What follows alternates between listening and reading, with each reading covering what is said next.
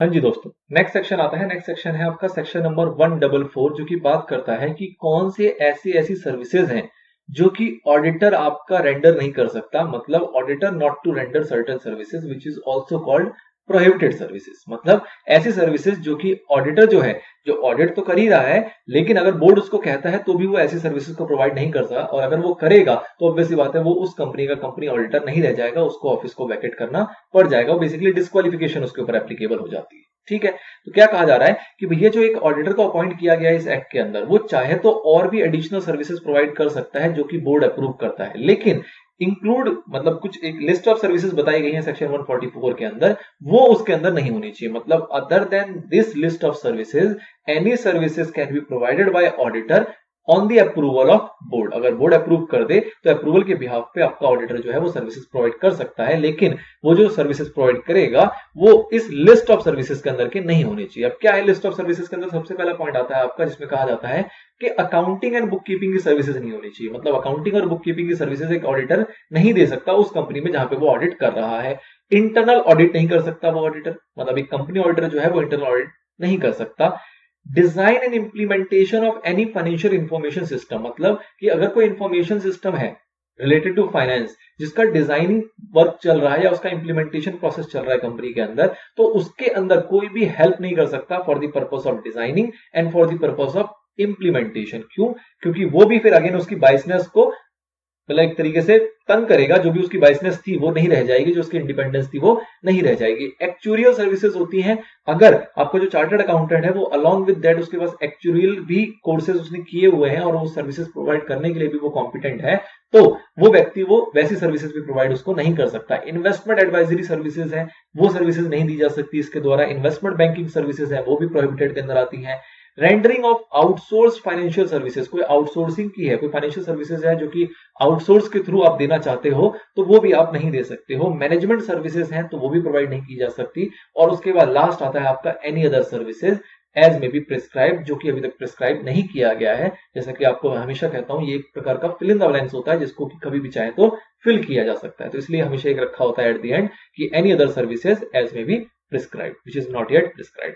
Okay, तो ये कुछ सर्विसेज बताई गई जिसको कि प्रोहिबिटेड माना जाता है। मतलब इस टाइप की सर्विसेज जो है वो आपका ऑडिटर नहीं प्रोवाइड करेगा, अगर प्रोवाइड करेगा तो वो डिस्क्वालिफिकेशन के अंदर कवर हो जाएगा। इसी चीज को यहाँ पे पिक्चराइज किया गया। एंड अब कुछ एक्सप्लेनेशन आई। एक्सप्लेनेशन क्या आई है कि जो ये प्रोहिबिटेड सर्विसेज है ये क्या खुद प्रोवाइड नहीं करेगा? अच्छा, खुद तो नहीं करेगा, ये बात समझ में आती है। तो अब ऑडिटर सोचता है कि यार ऐसा करते हैं कि मैं खुद प्रोवाइड नहीं करता हूं, मैं किसी और से प्रोवाइड करा देता हूं जो कि उसके जानने में उसका कोई रिलेटिव है, उसका कोई पार्टनर है, वो इस टाइप की सर्विसेज देता है। वो उसकी कोई कंपनी है जहां का वो डायरेक्टर है, सपोज वो कहता है कि जी अपनी कंपनी से प्रोवाइड करा देता हूं सर्विसेज को। उस सामने वाली कंपनी को सर्विस चाहिए, उसने हमसे पूछा, हमने कहा अच्छा जी हम तो दे नहीं सकते क्योंकि हमारा एक्ट मना करता है। मैं ऐसा करता हूं, एक कंपनी है जहां पे कि मैं डायरेक्टर हूं, मैं उनसे कहता हूं वो आपको सर्विसेज दे देंगे। या फिर एक कंपनी है जहां पे मेरा सिग्निफिकेंट इन्फ्लुएंस है, मतलब कि वहां पे मेरे पास 25% ज्यादा की शेयर वोटिंग है, मेरे पास वोटिंग राइट्स है, मेरे पास शेयर होल्डिंग है, ऐसी कोई कंपनी है, उस कंपनी से मैं बात करता हूं, वो आपको सर्विसेज दे देंगे। तो इस टाइप की कोई एक्टिविटी अगर करता है तो वो भी माना जाएगा कि डायरेक्टली इनडायरेक्टली ऑडिटर ही इन्वॉल्व है और वो भी डिस्क्वालिफिकेशन के अंदर कवर हो जाएगा। ठीक है ना? तो इस चीज को दो पार्ट में क्लासिफाई किया गया है, पार्ट 1 एंड पार्ट 2, जहां पे कि कहा जा रहा है कि अगर कोई ऑडिटर इंडिविजुअल है तो वो खुद तो देगा ही नहीं, बात ही खत्म हो गई, खुद तो वही सर्विसेज प्रोवाइड करेगा ही ना, ही वो अपने रिलेटिव से करवाएगा, ना ही वो किसी और पर्सन से कराएगा जो भी उससे कनेक्टेड है या उससे एसोसिएटेड है, ना ही वो किसी ऐसी एंटिटी से करवाएगा जिसके अंदर उसका सिग्निफिकेंट इन्फ्लुएंस है। ठीक है? और ना ही वो किसी ऐसी एंटिटी से करवाएगा जिसका कि वो ब्रांड नेम या फिर उसका कह लो आप ट्रेडमार्क यूज कर रही है, वो इंडिविजुअल के द्वारा यूज किया जा रहा है। सेम टू सेम रेप्लीकेट हो जाता है ऑडिटर फॉर्म के अंदर भी।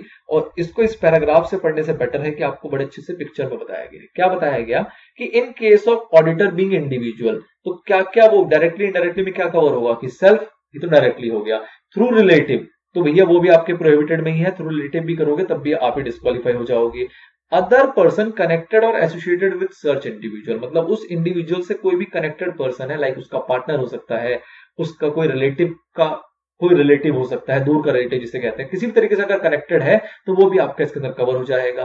कोई भी ऐसी एंटिटी जहां पे इंडिविजुअल का सिग्निफिकेंट इन्फ्लुएंस है, सिग्निफिकेंट इन्फ्लुएंस या कंट्रोल का मतलब आपने पीछे पढ़ा हुआ है, जिसको हम कहते हैं कि अगर उस कंपनी में डायरेक्टली और इनडायरेक्टली किसी भी तरीके से 25% या उससे ज्यादा की उसकी शेयर होल्डिंग होती है, तो वो सिग्निफिकेंट इन्फ्लुएंस के अंदर आ जाता है।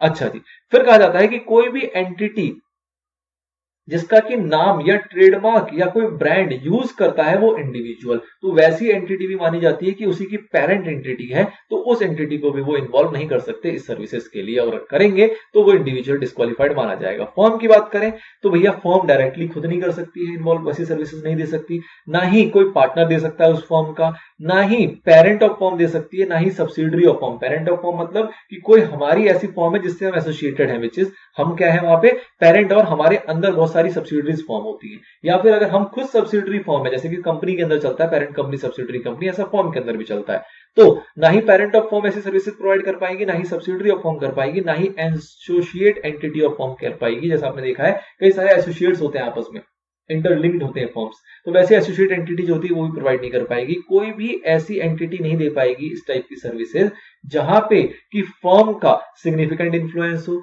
या फिर कोई भी ऐसी एंटिटी नहीं दे पाएगी ऐसी सर्विसेज जहां पे कि उस फर्म के पार्टनर्स का सिग्निफिकेंट इन्फ्लुएंस या फिर कंट्रोल हो।